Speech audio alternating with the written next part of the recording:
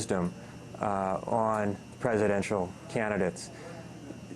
There is a need to take immediate action. And while my guess, and I don't claim to be an expert in this area, is that Bob's sense of how deep this problem is right, there is a possibility that a short-term fix will paper it over for a while. We shouldn't underestimate the adaptability of the global capitalist and financial capitalist system. It's proven itself quite resilient in a lot of ways.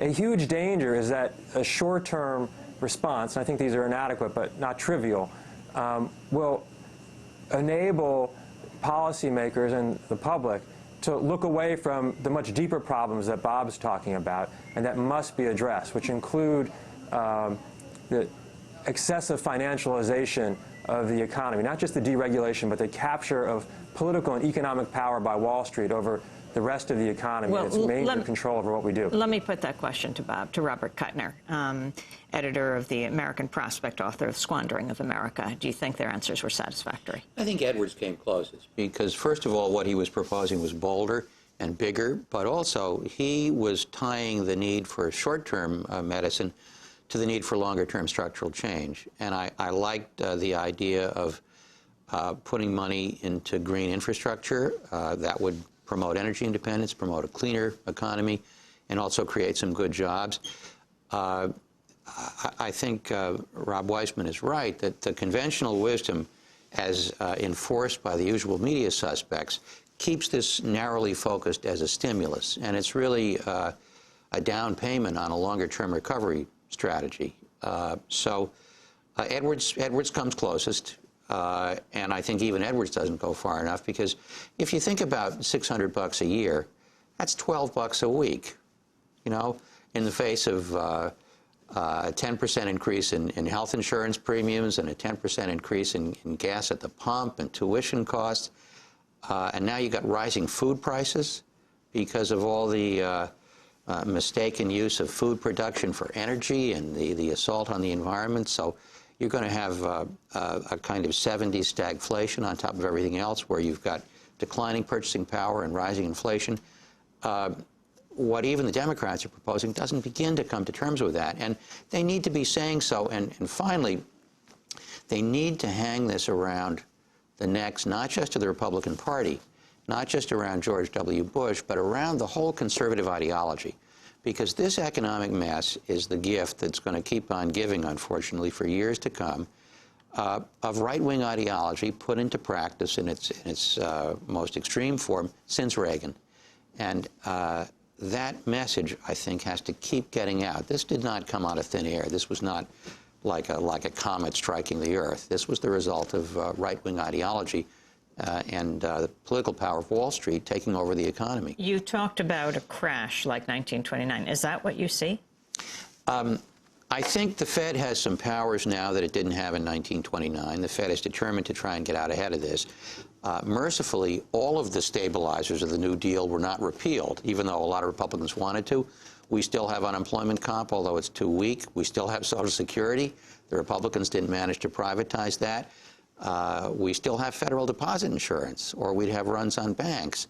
So they didn't repeal the entire New Deal, thank God. On the other hand, the similarities, the weakness in credit markets, the assault on financial institutions, the hit that purchasing power has taken, the speculation with other people's money, and these pyramiding schemes are all too familiar. So I can say flatly, this is the most serious financial crisis since the Great Depression, and we've only begun to see how bad it is. What about specifically the role of the banks on Wall Street? You had Jesse Jackson leading a march on Wall Street with the subprime crimes, as he called them, the subprime crisis, saying that they should give back their bonuses at Christmas to deal with this crisis. Right.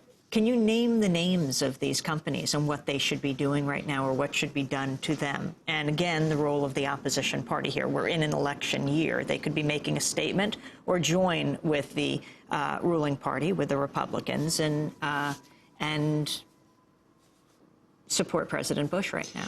Well, you know, some people have this picture of subprime lenders as these neighborhood predators.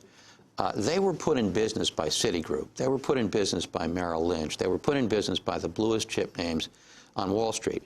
The prime enabler under Clinton of deregulation was Robert Rubin, Secretary of the Treasury. And Rubin comes out of Goldman Sachs, then he goes to work as one of Clinton's top guys. He presides over the repeal of the key piece of New Deal legislation designed to prevent conflicts of interest, Glass-Steagall Act, and then he lets a short interval go by, and then he becomes chairman of the executive committee of Citigroup, which was only able to become the kind of conglomerate it did because of the repeal of the Glass-Steagall Act. Now, that's a flat-out conflict of interest. And so what should the big banks do? Well, they should hang their heads in shame, but they're not going to become converts to our view of the economy. We have to impose that on them as citizens through the democratic process of legislation and regulation.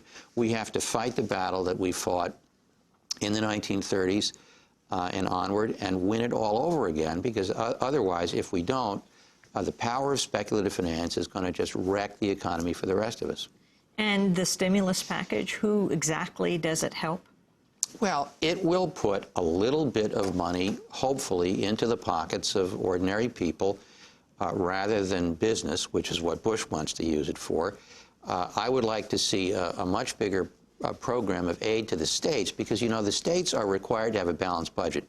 So when a recession strikes, tax receipts to the states go down. States have to cut back services at exactly the moment when they should be increasing services.